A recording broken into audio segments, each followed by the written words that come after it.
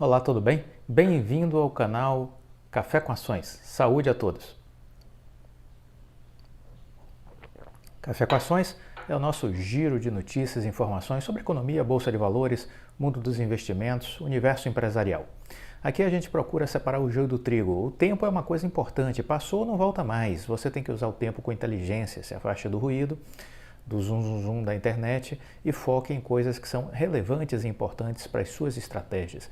Você tem que trabalhar o seu mindset, você precisa ter uma cabeça arrumada, você precisa saber fazer boas escolhas com relação aos conteúdos, com relação aos conhecimentos que você vai acessar. Tem muito conhecimento na internet, mas uma grande parte aí não serve para absolutamente nada. Temos que ser seletivos. No Café com Ações a gente tem essa proposta, essa filosofia. É o que eu faço comigo mesmo. E aqui eu compartilho um pouco dessa experiência para que vocês também construam um processo de seleção natural com relação a conteúdos e informações. E eu tenho certeza que isso vai lhe ajudar a ter sucesso na formulação das suas estratégias nos investimentos.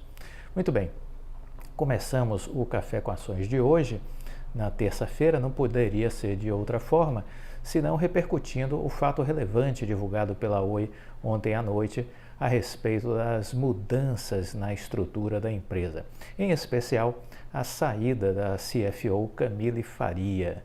Afinal de contas, isso é relevante, não é relevante? O que nós podemos pensar sobre isso? Essa é a questão. Primeiro, vamos ler alguns trechos do fato relevante divulgado pela própria Oi. Nesta data, após desempenhar importante papel na negociação, elaboração e aprovação na Assembleia Geral de Credores do aditamento ao Plano de Recuperação Judicial da Oi, na realização e conclusão dos processos competitivos, das alienações das unidades produtivas isoladas e da implementação exitosa de diversas operações financeiras de captação de recursos, a senhora Camille Faria deixou a empresa, desligando-se dos cargos de diretora de finanças e de relações com os investidores. Nessa mesma data, após vários anos de intensa e relevante contribuição na operação, a Oi informa que o senhor Bernardo Winick também deixou a companhia e, consequentemente, os cargos de diretor de clientes e diretor estatutário sem designação específica. Como parte da simplificação da companhia e movimentação alinhada com a esperada conclusão da alienação do negócio móvel e com o plano trianual divulgado recentemente,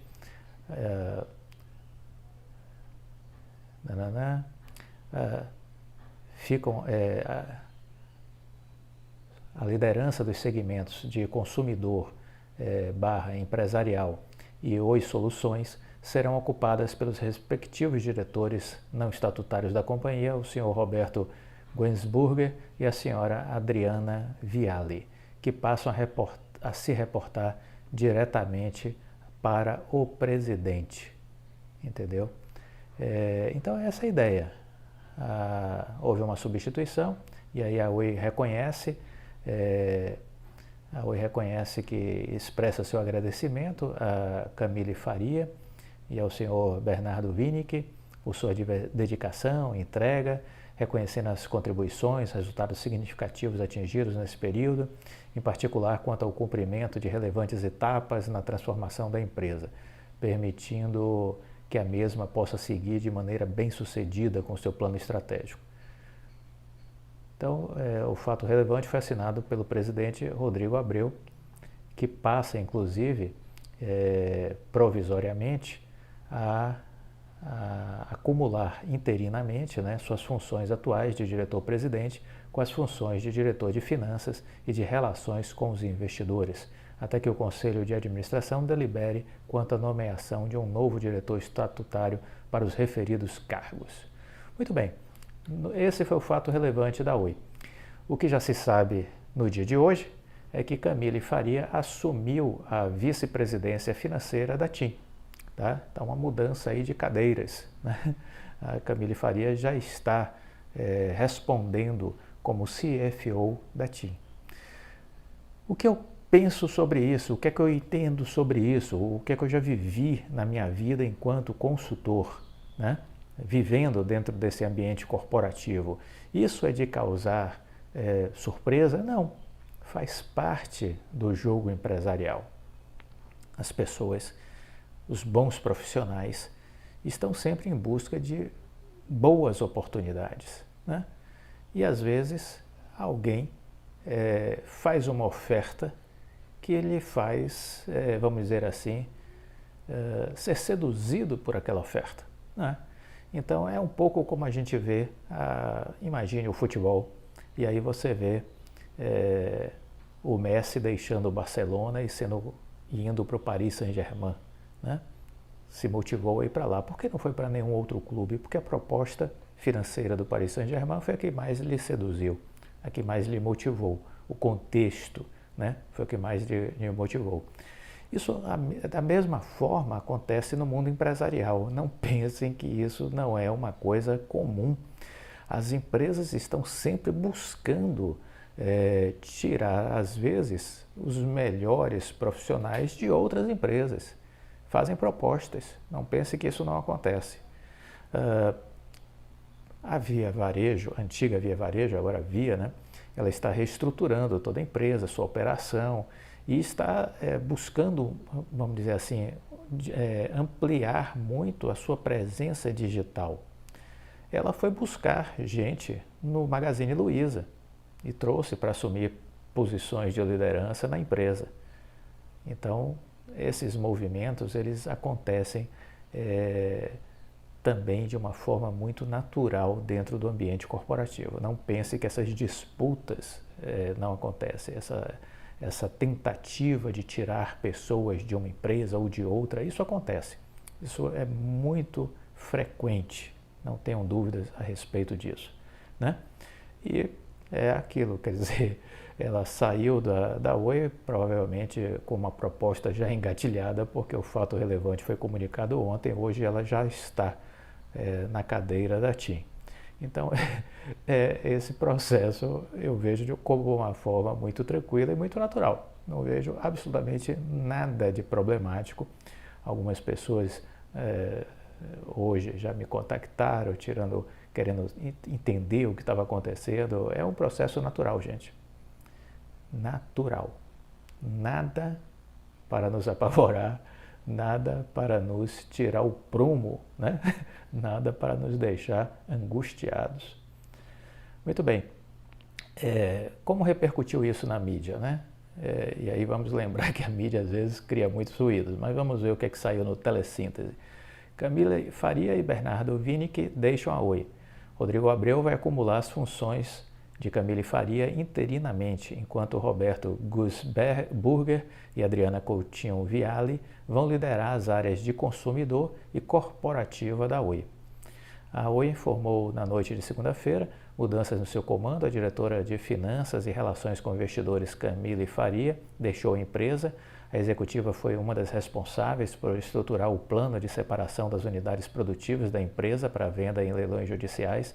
Ela também teve um papel decisivo em negociações com os credores para aprovação do aditamento ao plano de recuperação judicial do grupo em operações de captação de recursos. O senhor Rodrigo Abreu vai acumular as funções de Faria de modo interino, até que um novo executivo seja nomeado.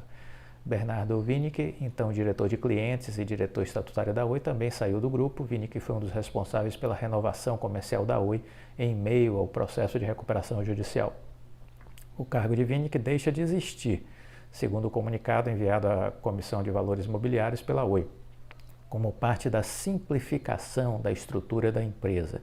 No lugar, haverá duas lideranças para os segmentos consumidor empresarial e Oi Soluções. Estes passam a ser ocupados pelos diretores não estatutários Roberto Gussburger e Adriana Viale, que se reportam agora diretamente a Rodrigo Abreu. A companhia expressa o agradecimento a Camille Faria, a Bernardo Winick por sua dedicação e entrega, reconhecendo as importantes contribuições e os resultados relevantes atingidos neste período, em particular, quanto ao cumprimento das etapas de transformação da empresa. Essa foi a nota divulgada pela Oi. Portanto, o canal Telesíntese não criou aí nenhum estardalhaço, se manteve restrito à notícia do fato relevante. E é assim que tem que ser, né? É assim que tem que ser quando se quer cobrir alguma coisa, né, deve-se procurar não criar interpretações falaciosas, especulativas, né? A boa notícia tem que ser feita dessa forma. Bom, uma notícia sobre o 5G que eu queria dar também aqui para vocês. Senadores cobram atenção à educação na implementação do 5G. Em audiência pública, na segunda-feira, dia 30, os senadores cobraram que a implementação da tecnologia 5G no Brasil venha acompanhada de investimentos na área de educação. O leilão do 5G está previsto para outubro. O presidente da Comissão de Desenvolvimento Regional, Fernando Collor, destacou que a chegada da infraestrutura do 5G não pode ser vista apenas como uma melhoria na qualidade das conexões. Ele precisa também estar olhando as dificuldades com relação às barreiras de acesso digital que o país ainda encara.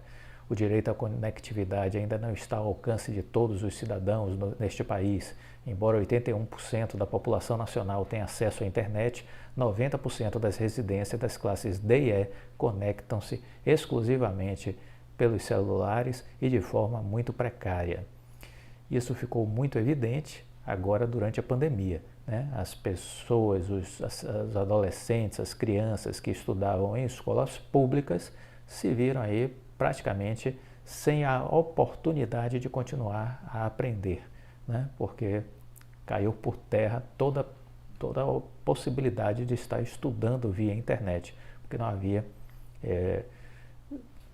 uma série de coisas, não havia professores qualificados para isso, não havia plataformas digitais preparadas para isso e não havia e não há estrutura de conectividade na casa dessas crianças, desses adolescentes, que permita, né, as aulas remotas. Então essa é a realidade da escola pública. Um desastre total, um fracasso absoluto a escola pública brasileira. Não de agora, de muitos anos. Não é à toa que sempre que acontece aquele exame internacional, o PISA, o Brasil está sempre nas últimas posições. Quando se faz avaliação de matemática, de português, o Brasil está sempre nas últimas posições. Porque a educação pública brasileira é um desastre colossal. Quero crer que não há interesse em se transformar a educação, porque a pessoa esclarecida faz mal ao político brasileiro. Essa é a razão, ao meu entender. Essa é a razão. Uma pessoa culta, uma pessoa com conhecimento, isso vai prejudicar em muito o sistema político brasileiro, que se sustenta dessa ignorância, dessa falta de preparo, dessa falta de conhecimento. Essa é a lógica que está por trás desse desastre que é a educação pública brasileira. Bom, na zona rural, continua a matéria, né? A exclusão ainda é regra e as propriedades conectadas são exceções. Pouco mais de 20% da área rural recebe sinal de internet móvel. Então veja, esse desastre da conectividade brasileira, né, seja nas áreas urbanas, nas famílias da classe D e E, seja no mundo rural, onde pouco mais de 20% da área rural recebe sinal de internet, se assim está, é por conta da política.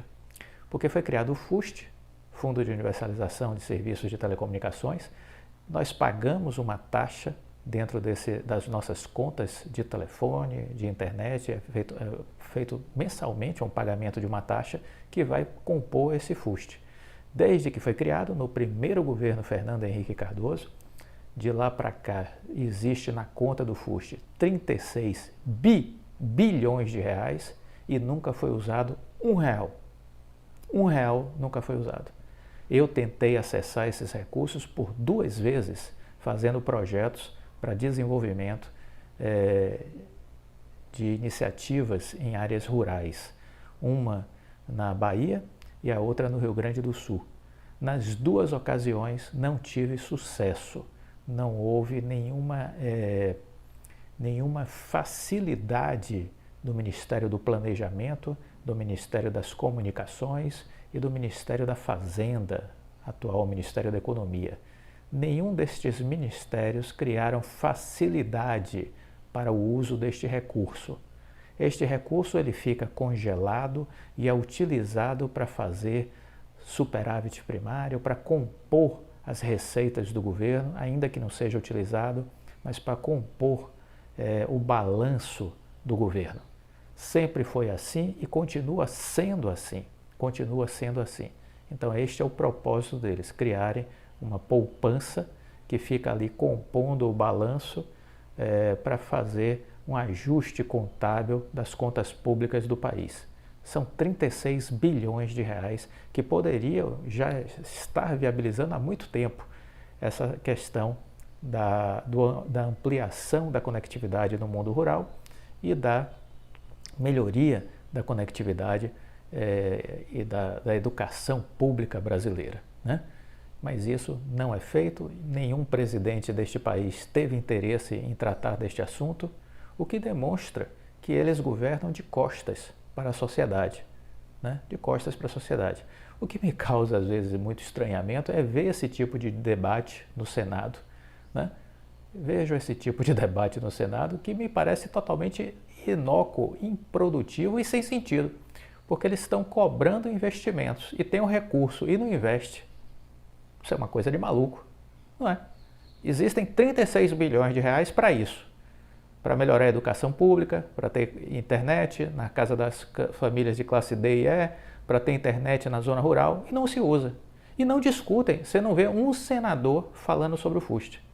Outro dia eu mandei uma mensagem na página da senadora Simone Tebet, perguntando sobre este assunto. Não me respondeu. Já mandei várias mensagens na página do ministro Fábio Faria. Ele não fala sobre esse assunto. Não responde. As minhas mensagens, pelo menos, não. Não é? Então eu tenho aí a ministra Simone Tebet não me deu resposta, o ministro Fábio Faria não me deu resposta, e eu acho que se você bater na porta de um monte de gente não vai lhe dar resposta, porque parece que é um assunto incômodo. Parece que é um assunto incômodo, o FUST. Mas a gente tem que insistir. Porque o nosso papel enquanto cidadão é esse, insistir. E bater na porta dos senadores, bater na porta do ministro das Comunicações e questionar por que é que não é usado esse recurso. Desde o primeiro governo Fernando Henrique Cardoso. E até hoje nada. Então, é preciso cobrar agilidade, é preciso que eles falem sobre este assunto, que se estruturem projetos para execução desses recursos e que deixem de demagogia, de ficar falando que se preocupam com isso, porque isso, no fundo, é apenas maquiagem. Vamos refletir e vamos exercer a nossa cidadania. Gostou do vídeo? Deixa o like, compartilhe com os amigos. Fique com Deus e até a próxima. Tchau.